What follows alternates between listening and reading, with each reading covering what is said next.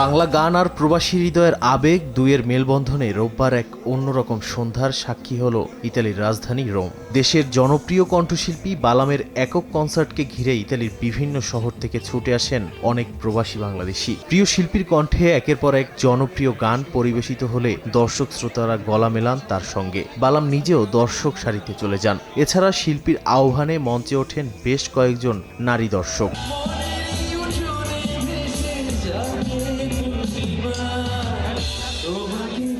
অনুষ্ঠান জুড়ে ছিল উৎসবের আমেজ।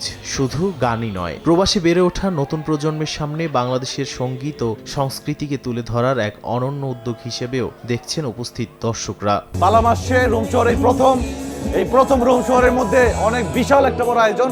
আমরা সবাই অনেক এনজয় করছি। ভবিষ্যতে আমরা আরো দেখতে চাই, আমরা আরো উপভোগ করতে চাই, আমরা আরো আমাদের সংস্কৃতিটাকে জানতে চাই। অনুষ্ঠানের আয়োজকরা বলছেন, ইতালিতে বসবাসরত বাংলাদেশি কমিউনিটির মধ্যে সাংস্কৃতিক বন্ধন আরো দৃঢ় করতেই তাদের এই উদ্যোগ। ভবিষ্যতেও দেশীয় শিল্পীদের নিয়ে আরো বড় পরিসরে অনুষ্ঠান আয়োজনের পরিকল্পনা রয়েছে বলে জানান তারা। আমাদের এই সংস্কৃতিকে তুলে ধরার জন্য আমি মনে করি এই ধরনের প্রোগ্রাম খুবই ভালো ইমপ্যাক্ট ফেলছে আমাদের বাচ্চাদের উপরে। আমাদের মূল উদ্দেশ্য হচ্ছে আমাদের বাংলা সংস্কৃতিকে এই ইতালির মাটিতে, বিদেশের মাটিতে এখানে বেড়ে ওঠা প্রজন্মের কাছে ছড়িয়ে দেওয়া। প্রবাসী জীবনের ব্যস্ততার মাঝেও বাংলা গান যে এখনো বাঙালির আবেগ আর ভালোবাসার অন্যতম ঠিকানা, বালামের এই কনসার্ট যেন তারই আরেকটি প্রমাণ। গান আর সংস্কৃতির এই সেতুবন্ধন প্রবাসী বাংলাদেশের পরিচয়কে আরো সমৃদ্ধ করবে বলে মনে করছেন সংশ্লিষ্টরা।